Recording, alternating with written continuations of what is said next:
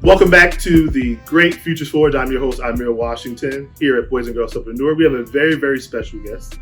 It is Cynthia M. Banks, aka Dallas Queen. Oh God. Okay, so let's actually I was going to save that for the back end, but we're going to start there. I have been here at the Boys and Girls Club, as you might have been told, for over 30 years, 36 in September, and this woman has been a torment. In regard to the NFL. So she is a Dallas Cowboys diehard fan. Why are you a Cowboys fan? To be honest, Please I be liked honest. the way they looked in their uniform when I was a very young person. They were Americans' team, and I just fell in love with them. And I have never given up on them, no matter how sorry we are right now, because we will trudge forward. So we've had this long history, just like in real football, that I am a 49ers fan. So the Dallas Cowboys and the 49ers have a storied rivalry. In the 70s, the Cowboys were really good. In the 90s, they were really good. And so were 49ers in the 90s and the 80s. And recently, we've been a much better team than the Cowboys. Yes, you have. Thank you. I'm glad that you're acknowledging that on camera. And so one of the fun things, and Ms. Banks was here since I was 6 years old, is that we used to bet, ginger ale soda, Canada Dry is her favorite, so we don't have to ask her that later. We used to bet who would win the games, who would win the Super Bowls. And obviously the Cowboys won 3 times, and we had to bring her soda to the Boys and Girls Club. But you want to tell us part of it? Because I love hearing it sometimes. And then there was the refrigerator. And for the sake of argument, Mr. Washington would come in, and I would go, "Good afternoon, how was school?" And he might say, "I'm thirsty," or "Do you have my soda?" And I would have to go to the refrigerator and bring it, pour it into a cup, and serve him. And then take it back to the refrigerator. Then I believe it was Avon would come in. "Do you have my soda?"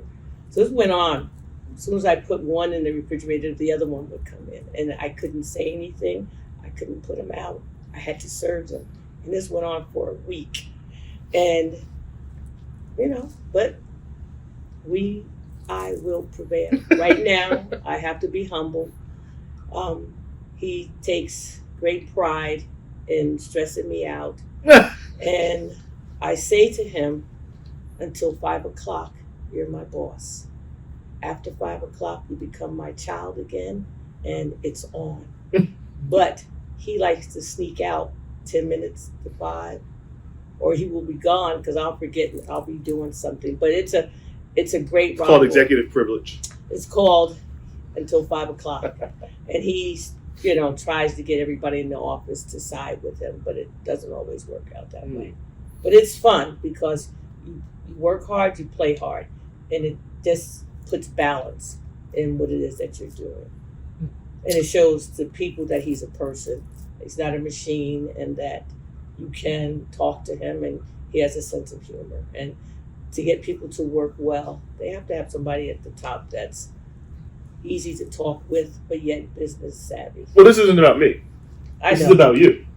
That was a nice move that you tried there, but we know how to cut you off. So let's go back to the beginning. So when did you start your career here at Boys and Girls Club? I think about 38, 40 years ago, I procrastinated. A friend of mine, her mom kept saying there was an opening at Boys and Girls Clubs. I'm still in education, and I was in a very low point because I had to have surgery. I'll talk about it more now than before, but not being able to have children, I didn't want to be around them.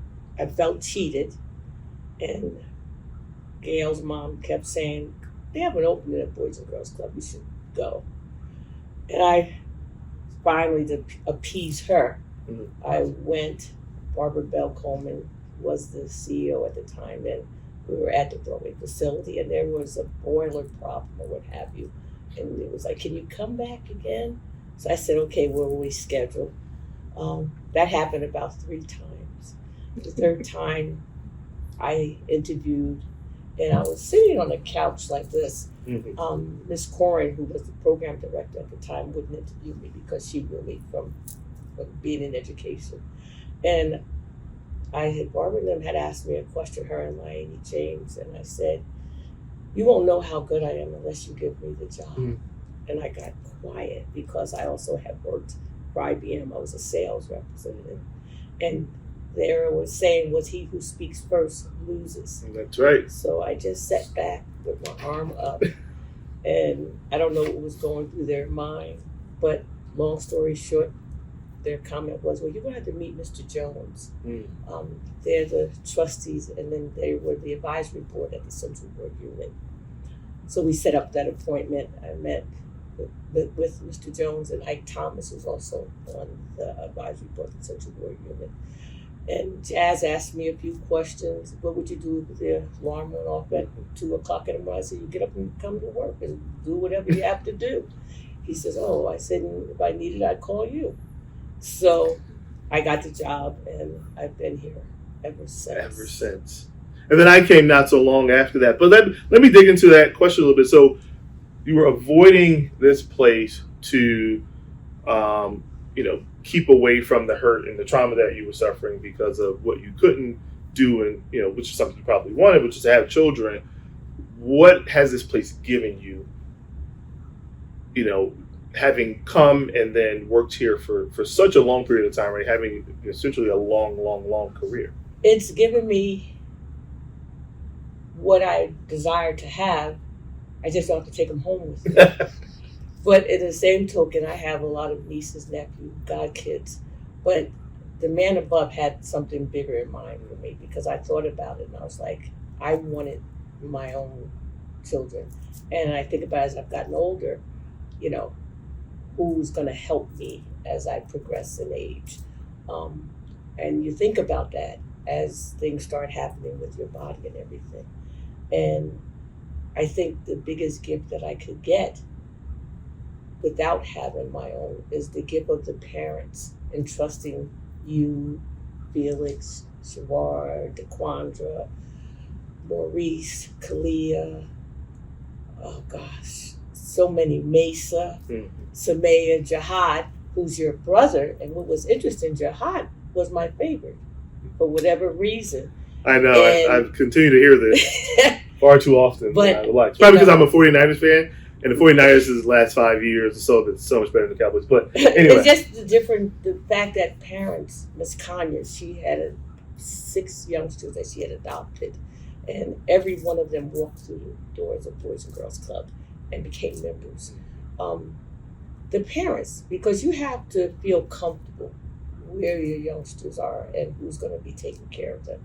So to all the parents that have allowed their children to be in my company, I thank them, because it did fill a void. And the gift, and I guess my clear understanding was when I had talked to your mom on the phone, and she said, I know if anything happens to me, you want to look out for my children, meaning Miss Code, because at the time it was just the two of us. Miss Code and I were only full-time. Then we had Master Grant, and Mr. Wilson was the part-time person that we had at the clubhouse. And my comment to your mom was, oh, you're not going anywhere, you'll be okay. But to understand what Boys and Girls Club meant and stands for is when your aunt came to the clubhouse and you all hadn't gotten here from school and wanted us to be the support of her sharing with you all that your mom had passed.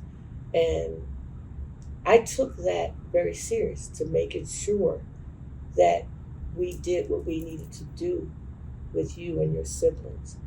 And not only with you and your siblings, but Felix.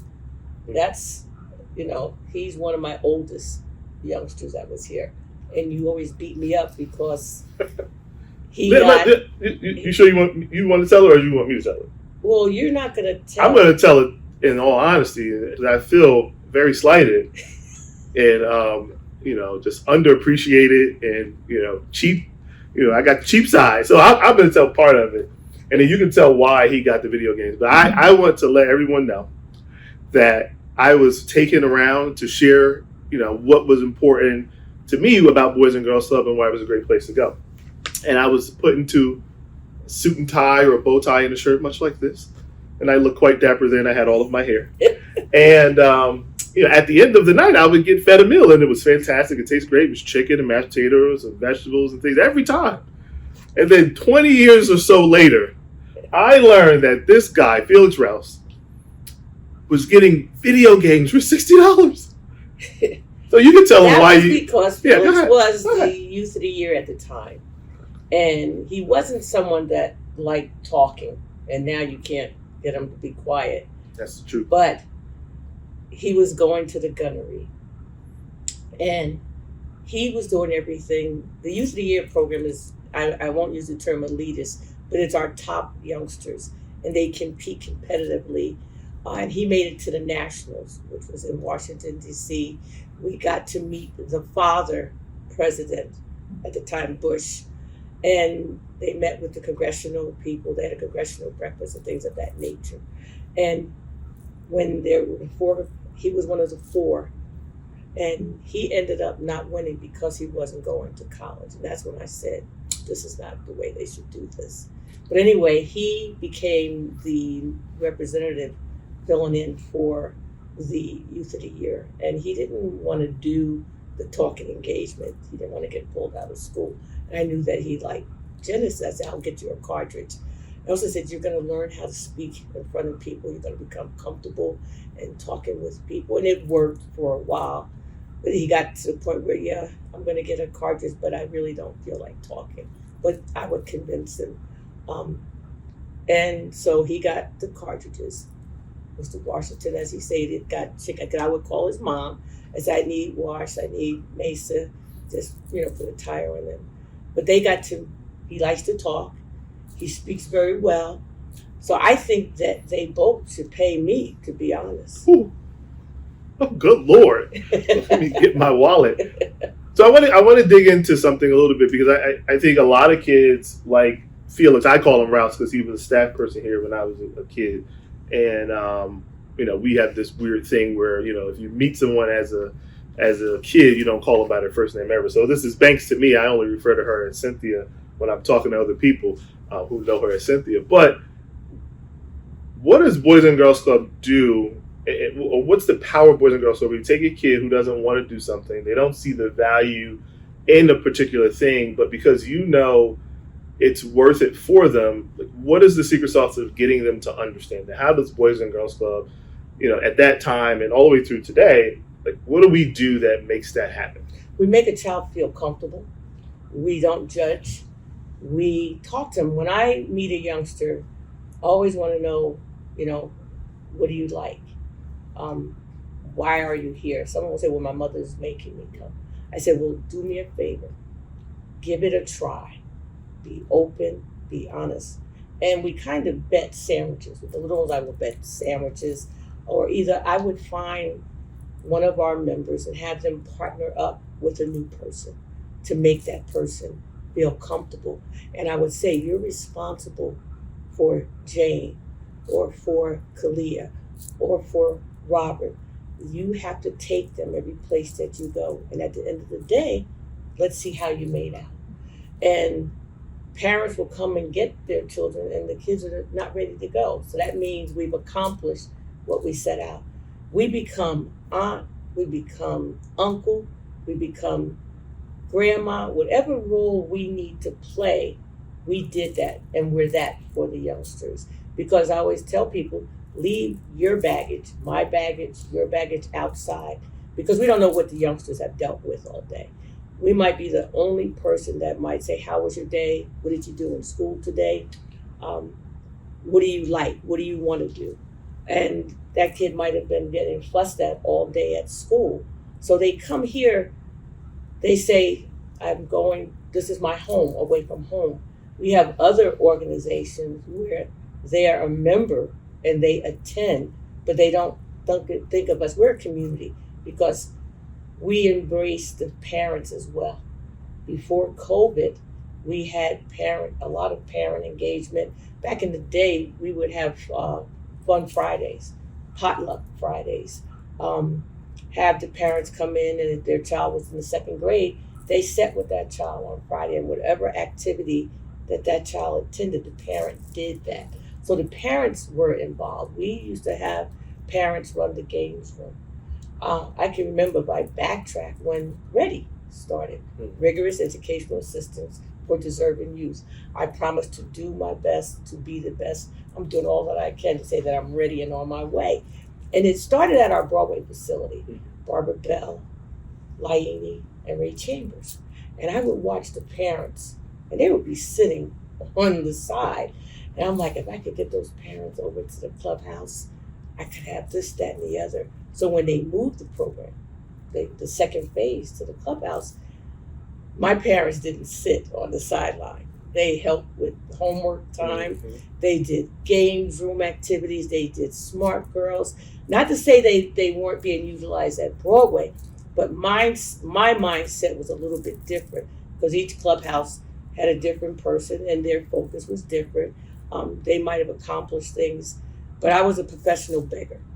So if we needed something, I was finding somebody that I could get it from because this clubhouse, I took complete ownership, and I got in trouble for that because I had to realize even if we were doing well, there were 3 other clubhouses. So yes, we might have been doing okay, but if they're not up to snuff, then none of us is up to snuff. So we had to put that teamwork into place. But I always felt that, and I instilled it in the members. You are the best, and and I would challenge them. Well, let me ask you this question, because I'm right. Because nowadays I'm the old guy walking around the club, and kids think I'm 172 now. Kids always think that adults are so much older than they really are. But you're still here, and we're serving kids, and the world has changed. And even before COVID, the world was changing, and things were changing, and technology and the advancements there, and how we, are a licensed child care facility. But kids are kids, regardless of the time period. But what is different about the kids from 40 years ago, 30 years ago, and the kids today? Kids today are very angry. They've come to us with a lot of pent up emotions, anxiety. There's a lot that might be going on in the household, just trying to exist. They're not where they need to be. They need a lot of love, a lot of attention. People think when a youngster acts out that they're bad, but you got to go deeper in that. That might be the child that, because he's been labeled as being bad and not saying, well, what's happening, what's going on. We have real social workers here who can dive into that once a youngster feels comfortable. But if you just sometimes just sit and listen or just start talking to a child, you can learn a lot about what's happening in their household. They could be bullying, and no one is listening, that somebody's actually picking on them. It's all in how you approach them. They stay with their guards up because they don't think people care. I had a young lady, I was like, you need to get your homework done, let's do your homework. And her comment to me was, why do you care? My mother doesn't. Because we don't know what's going on in these kids' household. And somebody that you don't think is important. Mr. Wilson was leaving one day. He's the maintenance supervisor. And the little girl said, goodbye, Mr. Wilson. And he turned around. I said, Johnny, she said goodbye to you. He's like, she's speaking to me? I said, you're just as important as anybody else. And these kids, they hear your name, you speak to them. And yeah, she was acknowledging you. It's how we address them. And that's the whole thing. You win them over. I was talking to Kimberly about doing a forum for parents to help them to resolve stuff that's happening. Parents always involved us in stuff that was happening back in the day. Again, giving us youngsters, you all, that trust was established. Parents are not as open to share what might be going on in their household. It's that whatever is going on in, what's that saying? Whatever's in Vegas stays in Vegas. Yeah. And the kids that's instilled. And so they don't share. And so everything just builds up and builds up. So there's no out. And the out, when it happens, is somebody fighting someone, somebody getting hurt, because you realize that you can suspend a child, but then we're not doing what we say we're going to do as far as being everything to serve and having a very safe environment around caring adults. So you do things in-house with them. Kids know if you're sincere, and if you're not, they're not going to gravitate to you. But if you're honest with them, if you're sincere, and you take the time, and that's sometimes when they're acting out, is because they want that attention. And the only way they can get it is to, you can have the best kid around and they're quiet and they don't say anything. That kid doesn't get any attention. So if they change just a little bit, somebody's acknowledging me. And when you come in, you speak to the youngsters. You stop if they're playing. You correct them if they're doing something. Kids want guidance and they want direction. I get noted for tough love. Back in the day, Miss Code was good cop. I was bad cop. Just as far as discipline, because my discipline was, you're not going anywhere. You're going to sit here. You're not going to embarrass us. You're not going to embarrass your parents. You're not going to embarrass yourself. And you instill that let's change this. There's, you want to do something, then let's, you got to act right at home because you're not going to go anywhere and embarrass us. Right. And I tell them, we never want anybody to say the kids from the Boys and Girls Clubs do not know how to behave. They're rude and they're disrespectful. I said, we'll never have that. And we don't. So let's dive into that piece a little bit, because when I was a club member, I almost never, I think I got in trouble once the entire time I was here while you were the clubhouse director. But when the club got a little too out of hand, Ms. Banks would sit everybody in between the pool tables, and they were arranged by the age group. And you just sit there until she either sent you home, particularly if you could walk, or sent you back to activities. And that was the tough love. And Ms. Banks used to yell a little bit. And, now she has some trouble hearing out of one side, and that's the smoke screen to when she gets a little louder than we'd like. But we and others over time have started to call you soft because of the change in your approach over time to the way you deal with kids. And you're not in the clubhouse in the way you used to be, but was that shift intentional, or was it intentional and necessary, or is it because when you get older, you get softer, and grandparents, when the mother tells them, no, you can't have that, they'll sneak the candy? Like, what is that? What is that going on here? It's a mixture of one, we're a licensed facility. That's right. There's certain guidelines. Not that I didn't utilize them. And we're trauma informed. It's the fact that we have a different breed of children. You guys, and even those that were older than you, because with us only being Miss Code and I and part-time, it was the teens that ran the gym. You all would be upstairs with the little ones, and they knew that if something was not right, you all didn't get gym time. So you all had to almost become staff, junior staff. Right. And it worked, because I didn't have a child come downstairs crying, saying that so-and-so did whatever. You guys got to have gym time. We would close back then at 9 o'clock, and because we wanted to know where you were, we knew that the teens were safe, we would sometimes be here till 10 o'clock. Mm-hmm. Then we drive slow to make sure you got home okay. But you have to deal with people and children differently. And so it isn't that I got soft. And some of it is because as you age, you become, the kids see you as grandma or what have you. But it's also, you have to talk to youngsters. You don't talk at them. I would have you all sit, because my thing is we're all in it together. And it worked then. Now youngsters are more vocal. Mm-hmm. And I tell youngsters, you can challenge, but it's the way in which you challenge. It's not what you say, it's how you say it. And a child will say, well, how come I have to sit? I didn't do anything wrong. And I will say, well, we're a team. So as a team, you're going to have to learn. And then I would say, when your parents come in and you've been sitting, make sure you share with them why you were sitting. And we had the parent support. Parents would say, well, Ms. Banks, why are you telling me? Why didn't you just handle it? I said, well, I am handling it because I'm getting you involved. I used to get calls from Louise A. Spencer, and they would say, so-and-so parent said that I should call you because their child is acting out. And my first response would be, but I'm not their parent, so why are you calling me about this child's behavior? But then I thought about it. If I can have an impact on a child that's going to change them so that they're going to act in a different manner when they're in school, then I have to own it and be okay with it. Miss Code used to walk over to the school, or I would walk over, and they would like, are you coming to check on us?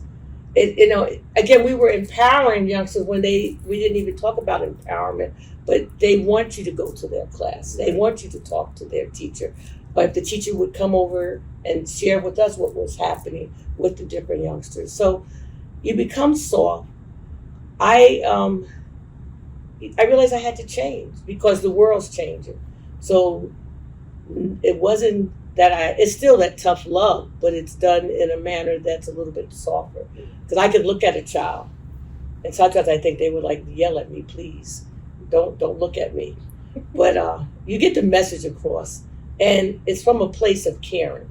And even when I talk to them, I'm at their level, not where I'm up here and they're down low. You've got to be at the level of the child. And then I asked them, well, why did you do whatever it was? And get them to think about it. You're learning coping skills, Right. And you're teaching that to the youngsters now. So let's go here, because I think you're trying to make this like an interview where you talk and the other person, because I'm not on the other side of the table, I'm sitting right here. So let's get into some deeper stuff, right? There's an award here, and it's called the Cynthia M Award for Caring, and it's given out every year at the annual gala. And you don't like recognition, and you don't like being out in the front and presented and all that stuff. But let's just talk about that one. And you're going to answer that question, and then we're going to move to another question, which will be related. But what did it mean to you for the organization some years ago now to make the decision to name the award for caring after you? It acknowledged that I'm not here for the dollars, that I am making a difference in the lives of the youngsters that walk through our door, the youngsters and their parents. It means that the organization recognizes who I am and why I do what I do. It's special. You talk about smell the flowers while you're alive to get them. I get to smell the roses every day when I come in here. Back then and even now. It's even hard for me to even really talk about what that, having that award, because it's deep in here, and it's like chills through my body because it's not something that I wanted, and it's not why I do what I do. Right. So I'm honored that the organization wanted to do that. And every year someone says, you got an award? I'm like, no, that's an award that's named after me. And the individual groups, people that have received the award, they follow, and they're who I am.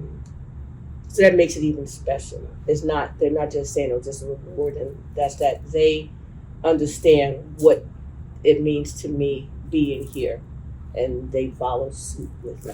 So I want to talk about this year's award that you'll be the recipient of. And, it's named the Goodwin Hammersley Bushnell Humanitarian Award. And the first recipient of this award for our organization was Barbara Bell Coleman, who was the executive director, chief executive officer many years ago, and has continued to be involved with Boys and Girls Club, but also throughout the Newark community. And she's not originally from here, but she's blazed the trail, and she's impacted so many people. But the women that this award is named after, which people learn at our gala, are the women who created this movement that we call Boys and Girls Club of America. And they took young men off the street and brought them into a home and played board games and served them cookies and tea. And that's kind of what we do, right? To teach character and build character. Do you see yourself as a reflection of those women, and given all of the things you could have done, you started your career somewhere else, why did you remain here? I'm here because the youngsters still walk through the door and they need a place that's safe. Um, I've been doing what those women have been doing, education, teaching. It's not the same or as rewarding as this because you deal with the total package. You're dealing with the child academically, emotionally, physically, you name it. And you're dealing with the parents as well. And you're really watching a child grow and blossom into who they are today. And so many of you all have walked through the doors, and you were 6, 7, 8, 9, 10 years old. And now you're CEOs, you're presidents, you're doctors, you're doing whatever it is that you choose to do in life. And it's watching you grow. It's like having a child and you've planted the seed, and now how that seed is going to grow and what direction is it going to go in. Every day when I get up and I come here, it's like, okay, it's going to be a new adventure, a new journey. It's like, what are you going to be faced with? How are you going to handle whatever situations might come at you? Not being modest or anything. I think, and people fuss, you deserve the award. You've earned it. You've put in the time. Look at all the youngsters. You got parents that will ask, is Miss Banks still at the club? And I could be walking down the street and somebody will say, are you Miss Banks? And I'm like, why do you want to know, first of all? And did you like me? And then they would say, thank you. That's very heartfelt. Receiving this award, it speaks volume. I try to maintain composure,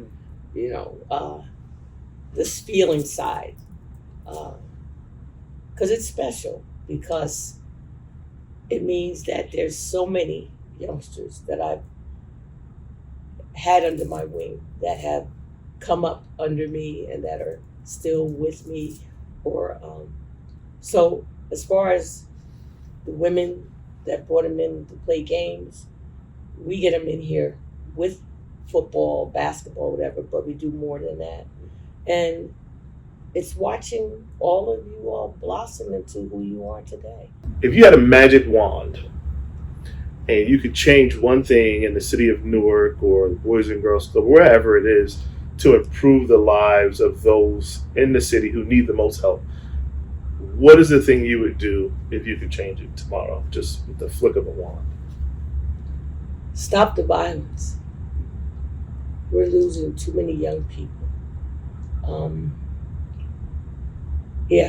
To put a cease on it and find a way to connect where we could get along. Yeah.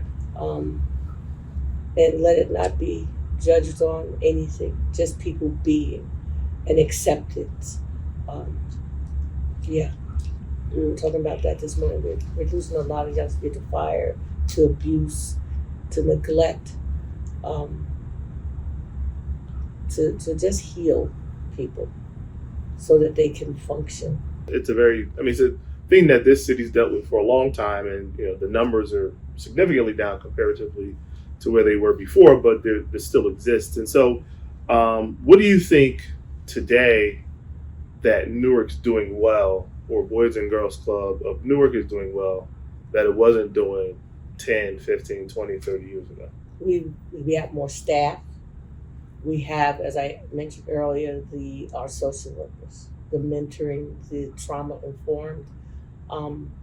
We're doing training. We're training our youth development specialists, professionals, so that they're able to really integrate what they know and what we're teaching them, to understand why we do what we do, what our mission is, and how important their role is in grooming and cultivating these young people, because they mimic what you're doing and how you deal with them, and extending the outreach to the parents. We did it, but we couldn't do it to the capacity that we're doing now. We have more staff. We have the support to give the parents. We not offer counseling for the members, but if their parents would like to have it, we offer that to help parents. We offer it to the staff if the staff need it. We're just better suited because we have more ammunition, for lack of a better word, as to what our youngsters need because of the relationship that we have with the schools. You go out to a school, you talk to teachers, you talk to the admin of what's going on with the child. I think that's important. I don't know how many parents that are here that have me on their pickup list if something should happen to them and they can't get to their child, or going into a school like we used to do back in the day.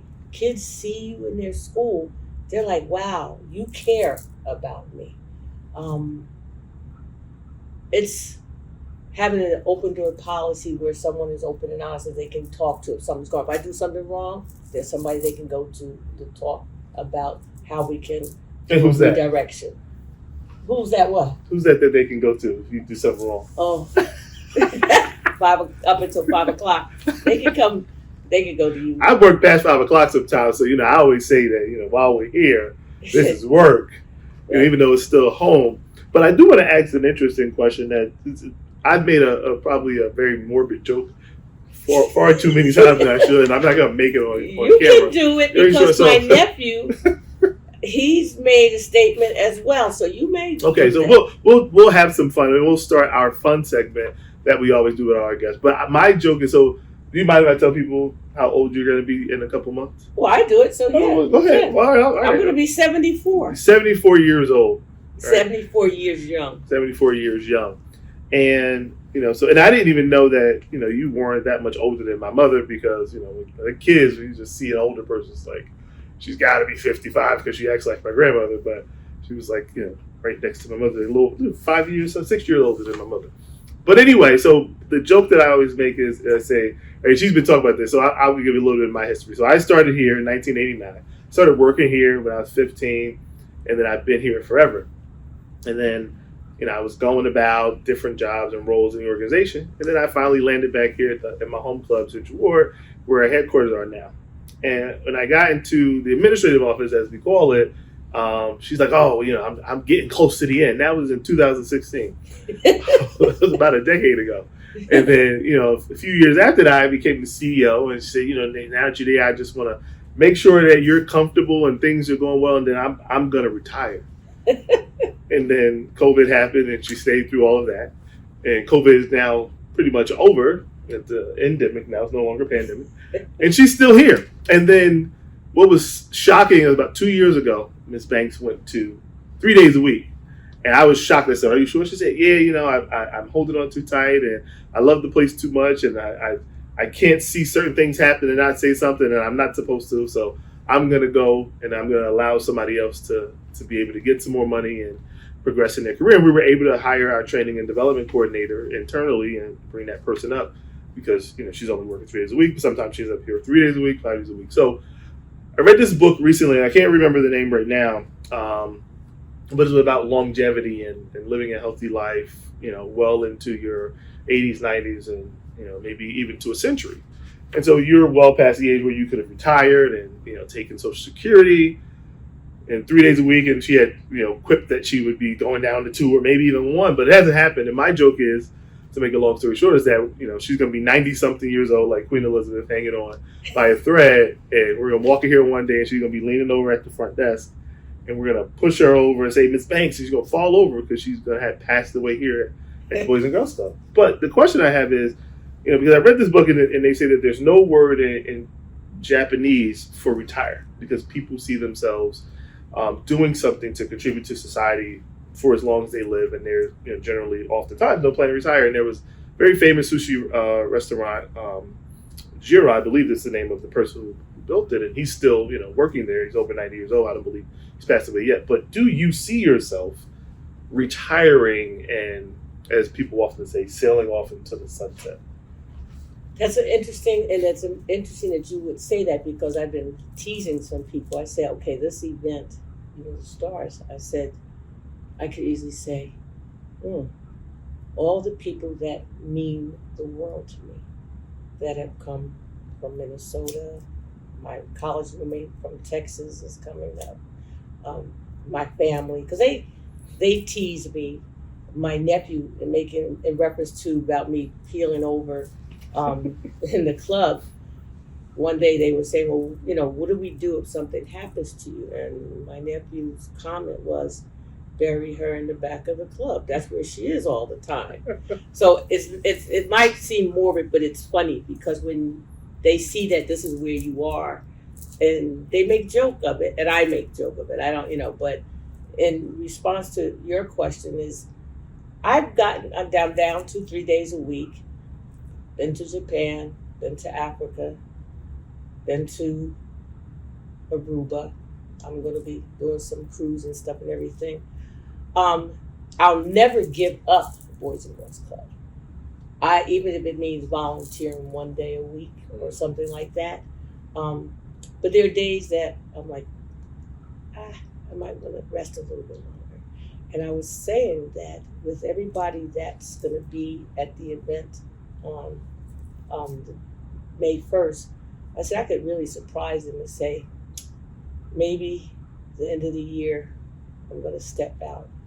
But they were like, we thought you might say something like that. I don't know, because I'm comfortable. I know that the organization is going to be here. I know the direction that you're taking the organization. So if I were to say, well, I'm going to end at the end of this year, I'll be okay. Because I have to feel okay about what and when I do this. People are like, well, you can't step away. You just can't leave. I said, well, what if I die? What are y'all going to do?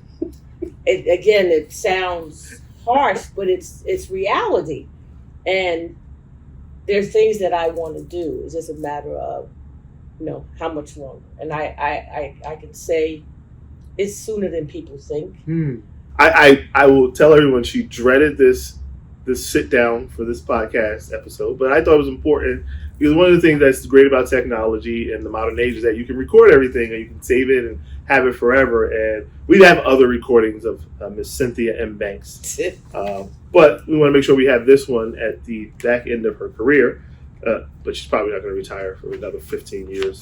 She's retiring for the last 20, I think, really, if I'm being honest. But we got some fun questions so you can learn a little bit more about her. Obviously, you know that she loves Boys and Girls Clubs and supporting young people and watching them develop and supporting families. So what's your absolute favorite food? Broccoli rabe. I was getting ready to say, we actually, this deep question thing, you can go on forever. We actually like your favorite food. Because I like this. I like food, but if you had said dessert, broccoli rabe with, the garlic, and if it's done right, vegetable. Mm-hmm. But what's your favorite dessert? Chocolate cake. I knew it. Chocolate cake. Favorite TV show? Gunsmoke. Gunsmoke. I used to look at Westerns with my grandfather. And from Gunsmoke to Maverick, Wyatt, Paladin, Wagon Train, Coke 45. So, yeah. Westerns. Favorite guilty pleasure when it's time to have a snack? Cake. I have been jonesing that and Canada Dry Ginger Ale, because I gave up all the junk food for Lent. That's right. So, yeah. And gave up all the junk food in general because you shouldn't be eating it anyway. Apple or Android? Neither. but Apple. She got an iPhone. Well, because I tell them you why? Sure. I was threatened. I had a BlackBerry, and the children were told, do not speak with her until she gets a new phone. So then I got an iPhone, and I advanced. So the reason I told her that, because no disrespect to BlackBerry, but they were getting phased out because the business wasn't doing so well. And she would come to me and ask me how to fix her phone. And I told her that this thing doesn't have a lot of support anymore because they're barely making any of them. And she would keep coming back. And she called me to the Verizon store. I never worked at Verizon in my life. I just been a customer like she had. And so I was like, look, y'all, don't speak to Ms. Banks until she comes in here with a new phone of the modern age. And now you had like 4 or 5 iPhones. Yes. She doesn't know how to work them half the time. So I'm doing better. Good thing we have Apple support and everything around here in the world. Because this was just insane. I wasn't getting paid. You see that? This is a thing.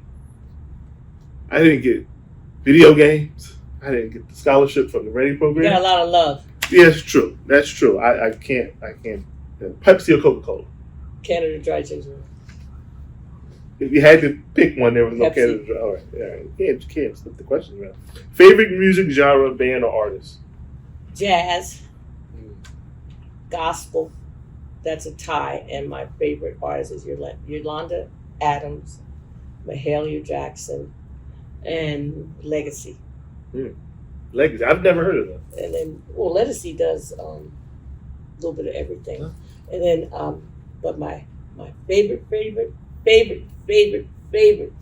artist, Patti LaBelle. Old Patty. Yes. You could meet one person you've never met. Who would it be? Maya Angelou. Why? The poems, and she's a deep-spirited individual, and her messages in the poems that she writes, and some of them could be a reflection of who I am. If you could go one place you've never been, where would it be? Australia. Why? I don't know. I just want to go. That's so interesting. I want to. Well, I am going back to Africa, but I don't know why I want to go to Australia. For whatever reason, I talk about that. So here's a question. So you've worked at Boys and Girls Club now for more than half your life. You've worked with young people. You've been a teacher.